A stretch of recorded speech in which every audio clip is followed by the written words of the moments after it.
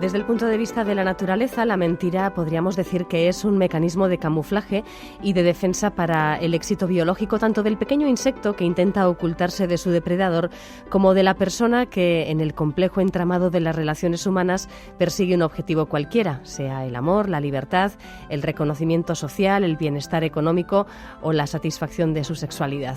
Hoy vamos a hablar de algo que no tiene mucho que ver con el fingimiento de los animales y sí con la mentira de los humanos, con Juan Aguirre. Arratsaldeon, Juan. Arratsaldeon, Eva. En esta sección de Eusko Ikaskuntza, que hoy nos trae un tema pues realmente interesante y curioso, el de los impostores. Eso es, efectivamente, de impostores con todas las letras, a partir de un libro que trata de este fenómeno en una geografía y en un momento histórico concretos, ¿no? Se titula Impostores, sombras en la España de las luces, y si te parece vamos a hablar con su autor, que es Antonio Calvo Maturana. Arratsaldeon, Antonio, buenas tardes. Muy buenas tardes.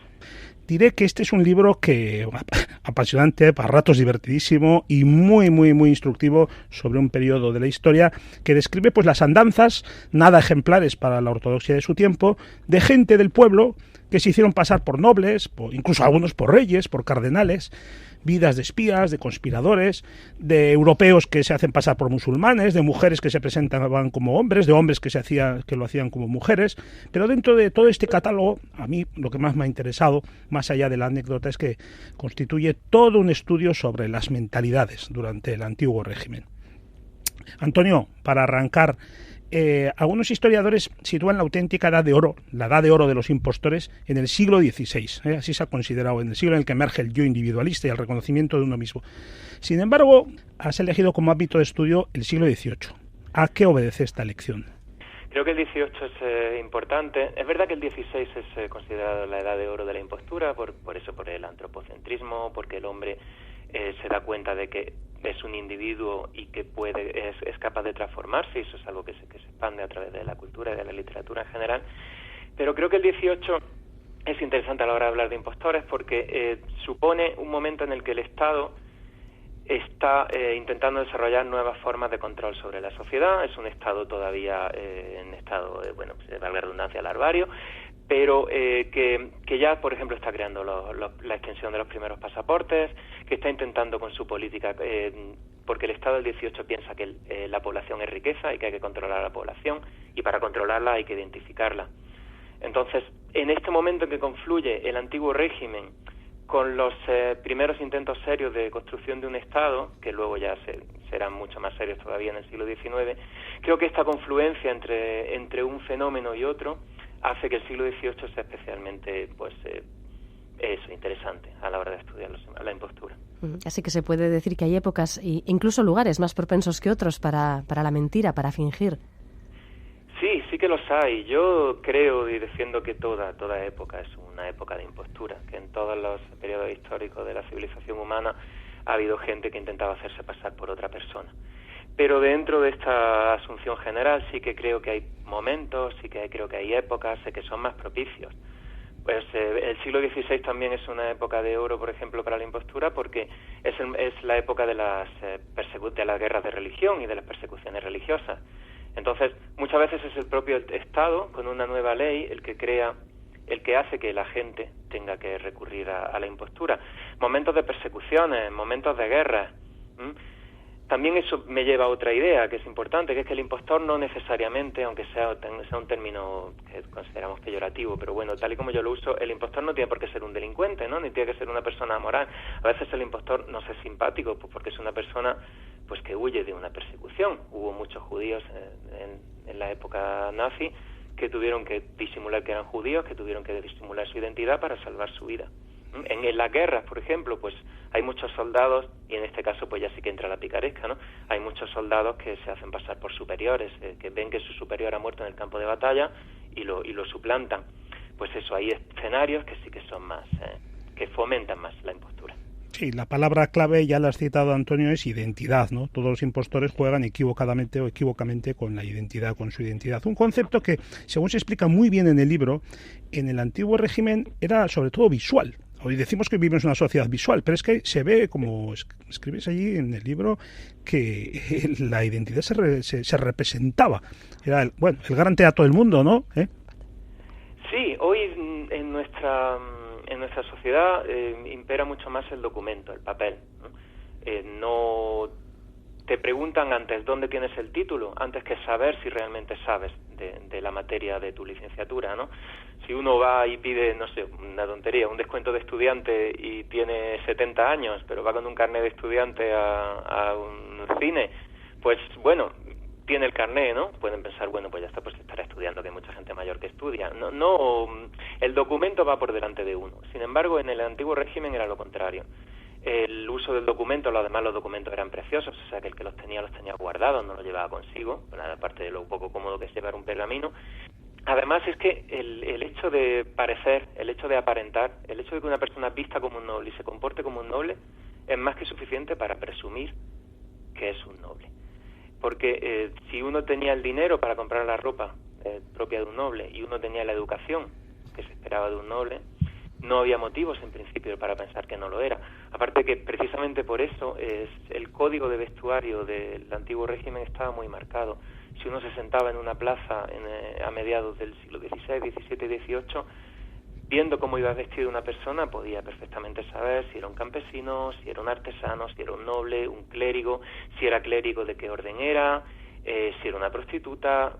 Totalmente. Uno con muy poco margen de error podía saber esa persona quién era o qué era. Era la era de las apariencias, se dice en algún momento, ¿verdad? La era de las apariencias. Sí, sí. Precisamente, Antonio, hay un detalle que me ha gustado, que es exquisito, de un personaje, una francesa, Jeanne Barret, que viaja en un barco pasándose por hombre, y hace todo el viaje, nadie se entera, y cuando llegan a Tahití, los nativos no caen en la trampa y rápidamente descubren el entuerto. Ellos no se tragaban que esa chica era un muchacho, un mozalbete. ¿Por qué? Pues porque no tenían los prejuicios culturales.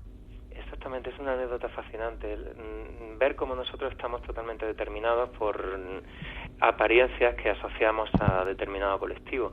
Jeanne Barret se cortó el pelo, se vistió como un chico y adoptó las maneras de un chico y, en principio, pasó por un marinero. En cambio, cuando llegó a Tahití y los nativos que no estaban llevados por esas apariencias y por esos prejuicios, como bien has dicho, al primer momento dijeron, este marinero es una chica. Uh-huh.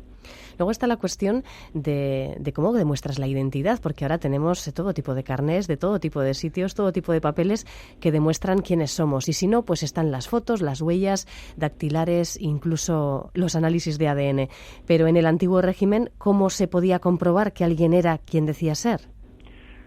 Pues el primer punto, al no haber pues es un registro, existían los registros parroquiales, eso es cierto, pero no eran tan desarrollados, ni por supuesto, pues claro, al no haber un sistema centralizado, automatizado, no se podía conocer la identidad de alguien al momento.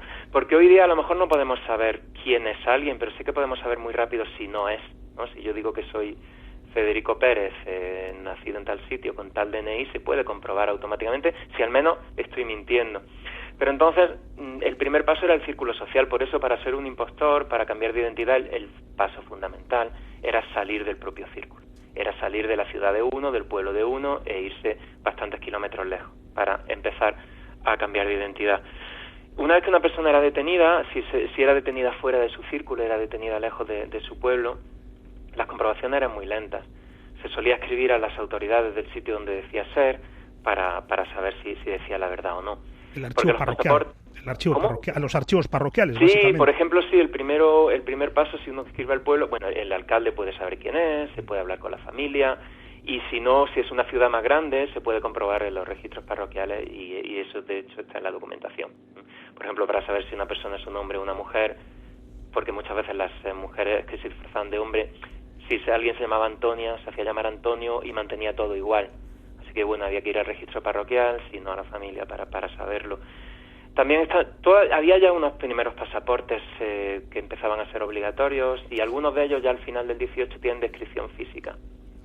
Pero, claro, hecha la ley también echa la trampa. Si uno se hace con un pasaporte cuya descripción física es parecida a la suya, puede colar. Igual que antes Eva me ha hablado del ADN y de todos los sistemas actuales de documentación. Bueno, si uno consigue burlar ese sistema de una manera u otra, ya no hace falta tener la apariencia. O sea que hoy hay otros tipos de imposturas, y esos tipos de imposturas pues suponen quizás falsificaciones más sofisticadas, pero una vez que uno burla, por ejemplo, una prueba del ADN con un rastro falso, por ejemplo, ha pasado perfectamente. O sea que todas las épocas, por muy sofisticado que sea el sistema de detección, siempre hay una manera de ser impostor y de engañar a la autoridad. Y básicamente hay dos tipos de imposturas que con diferencia se ve que eran las más comunes, que han sido históricamente las más comunes por motivos yo creo que bastante obvios. La de quien se finge de una clase superior a la que pertenece, y la del hombre o la mujer que se traviste. Lo primero yo creo que tiene que ver con la aspiración al medro, ¿verdad? Y lo segundo, pues con la identidad sexual. Yo creo que merece la pena pararnos en estas dos ideas porque explica muchas cosas. El deseo del medro, más en la sociedad del antiguo régimen, es bastante importante a la hora de estudiar la impostura de aquella época, porque la sociedad del antiguo régimen, por definición, es inmovilista. Hoy día, aunque sea una zanahoria que tenemos delante, pero es verdad que tenemos un individualismo y esta idea del sueño americano, esta idea de que una persona puede nacer en una familia pobre, y existen casos, y convertirse en una persona rica. Por sus propios méritos y también con suerte. Pero en el antiguo régimen, por definición, si el sistema de hoy, si la idea nuestra del individualismo actual contemporáneo es que una persona puede hacerse a sí misma, en el antiguo régimen es todo lo contrario. Una persona tiene que morir donde nace. Si una persona nace campesino es porque Dios lo quiere campesino. Entonces ha de morir campesino, porque lo contrario sería rebatir el deseo divino. Entonces, la única manera realmente de verdad progresar en la vida, no a través de decenas de generaciones, que también existen casos, pero de verdad triunfar en la vida era una impostura. Para de verdad, si uno nace campesino, si quiere pasar por noble, la única manera que tiene es la impostura. Pero también hay impostores al revés. También es verdad que hay impostores que se hacen por situaciones determinadas, para escapar de algún peligro. También hay casos de impostores de nobles que se hacen pasar por campesinos, pero en momentos puntuales, obviamente, para disimular y luego volver a su situación actual. Y luego, en cuanto al travestismo, es cierto que tiene mucho que ver con la identidad sexual, que en la sociedad del antiguo régimen ultracatólica por supuesto, no se consideraba ni se respetaba cualquier otra identidad sexual que no fuera la heterosexual, pero también tiene que ver con el medro, porque una mujer... Hay muchas mujeres que se disfrazan de hombres, y no por cuestiones de identidad sexual, sino porque una mujer, siendo mujer, no podía ascender socialmente. Las mujeres están muy limitadas. Entonces, disfrazarse de hombre, incluso una mujer campesina que se disfrazase de hombre campesino, ya estaba ganando en movilidad, ya estaba ganando en independencia. Así que el travestismo también en muchos casos es medro social. En el libro encontramos varios casos protagonizados por vascos, y aunque es de un siglo anterior, aparece citada varias veces la célebre Catalina de Erauso, la llamada monja alférez, esta donostiarra que terminó siendo tan respetada que hasta se le autorizó a vestir como hombre el resto de su vida. Pero bueno, ella por lo visto se mantuvo dentro de unos límites que otras mujeres en su misma circunstancia transgredieron y que lo pagaron caro además. El ejemplo de Enriqueta Fávez, por ejemplo, un personaje increíble. Sí, Enriqueta Fávez es un personaje fascinante, porque es una suiza que se quedó huérfana y se quedó al cuidado de su tío, y su tío era un militar, y bueno, pues entre militares se dio cuenta de que ella pues quería también formar parte de aquel mundo. Quiso estudiar para ser médico, y como una mujer no podía ser médico, se disfrazó de hombre para estudiar en la Academia Francesa de Medicina, y a partir de ahí, ya como médico, viajó, lo que hemos dicho, salir del círculo, salir incluso del propio país, viajó a Cuba y pasó por médico. Pero además de pasar por médico, Enriqueta pasó por marido, porque también se casó. O sea, que llevó la vida de un médico normal, y durante varios años fue un médico respetado en Cuba, hasta que ciertos descuidos, muchas veces relacionados con el alcohol, hicieron que se descubriera. Cuando fue interrogada, los médicos, las autoridades le hicieron todo tipo de preguntas. El expediente judicial es muy rico, así que pues eso, vemos perfectamente incluso cómo consumaba el matrimonio con su mujer, de la que no sabemos si era cómplice o víctima. No sabemos si era una pobre huérfana sin recursos que decidió ser la coartada de Enrique, o si de verdad estuvo engañada todo el tiempo. Sí que es un personaje fascinante. La gran diferencia, como bien había apuntado con Catalina de Erauso, la monja alférez, es que Enriqueta pues no fue una mujer virtuosa para la época, ni casta. Catalina mantuvo su castidad, que fue lo primero que se comprobó cuando ella se destapa y dice que es una mujer. Lo primero que se hace es vamos a ver si es virgen, vamos a ver si es pura, y una vez que es casta ya podemos empezar a pensar que es una mujer excepcional. Si no, ha transgredido totalmente las normas del antiguo régimen, las normas patriarcales, y hay que castigarla. O sea que la virtud y la castidad son la frontera en la mujer travestida entre el caso excepcional y la mujer varonil y la mujer perdida, descarriada. La frontera, en el caso de los que se hacían pasar por religiosos, era administrar sacramentos. Quien administraba sacramentos ya había ido más allá y verdaderamente le caía todo el peso de la ley. Y aquí pues me acuerdo del caso de Francisco Mayoral, al que en el libro se le calificas como uno de los mayores impostores de todos los tiempos de la historia de España. Si no el mayor, sí. Sí, además empezó su carrera eclesiástica aquí cerca, en Bayona, y bueno, pues este hombre acabó paseándose por España pues, nada menos que como arzobispo de Toledo y como cardenal. Y le salió bien durante un tiempo. Él es un soldado salmantino que en la batalla de Ciudad de Rodrigo pues es hecho prisionero y es conducido a Francia junto al resto de prisioneros españoles en tiempos de Napoleón y de la Guerra de la Independencia. Y cuando él observa que a los frailes se les trata mucho mejor que a los soldados, bueno, pues decide huir y cuando lo cogen se deja coger y se hace pasar por fraile. Y como ve que como fraile le va mejor, dice, bueno, pues ¿por qué no un poquito más?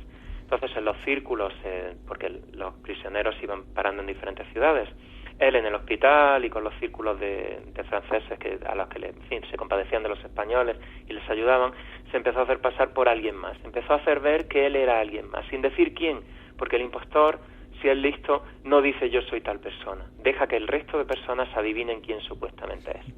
Entonces, haciendo pasar que era alguien más importante, haciendo creer que era un clérigo de Tronío, acabó haciendo llegar a la conclusión a los demás de que era un clérigo importante y él ya condujo a los franceses para hacer creer que era el arzobispo de Toledo. Durante varios años vivió como tal y se le trató en todas las ciudades por las que pasó pues como merecía un cardenal. ¿Y qué les pasaba a los impostores cuando les descubrían? Pues depende del tipo de impostura y depende de con quién se habían metido.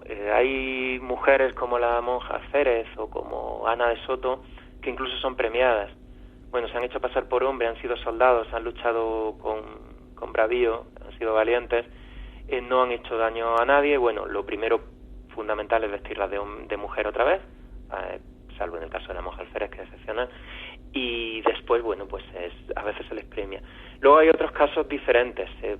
Si, por ejemplo, si es muy grave la impostura, en época de la expulsión de los jesuitas, de Carlos III, Carlos III pensaba que los jesuitas eran los que estaban moviéndole la silla y pensaba que el motín de Esquilache lo habían organizado ellos. Pues ser jesuita en aquel momento era muy grave. Entonces, una vez que se le expulsa, el que se hace pasar por jesuita o el jesuita que se esconde es duramente castigado, porque el delito en aquel momento es muy grave. Si es una mujer que ha tenido delitos de la carne, pues también es más duramente castigada. Depende, aún así en el siglo XVIII es cierto que hay un mayor humanismo y los delitos empiezan a ser menos graves. Pero todavía la Inquisición tiene a gente durante muchos años en la cárcel y no tengo en el XVIII ningún impostor que haya sido condenado a muerte.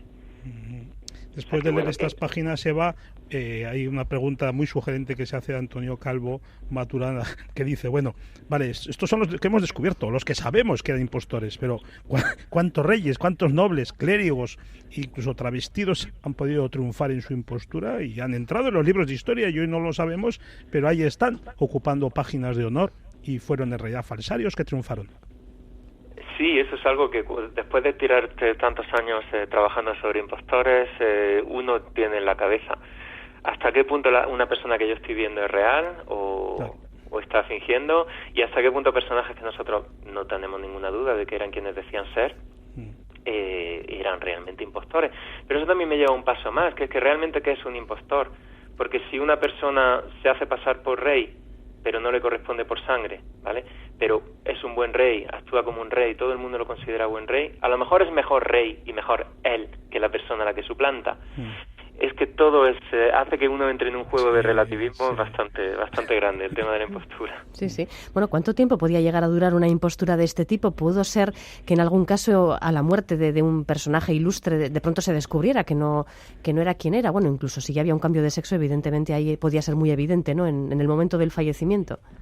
Sí, hay algunos casos de mujer disfrazada de hombre y de hombre disfrazado de mujeres que han sido descubiertos en la tumba.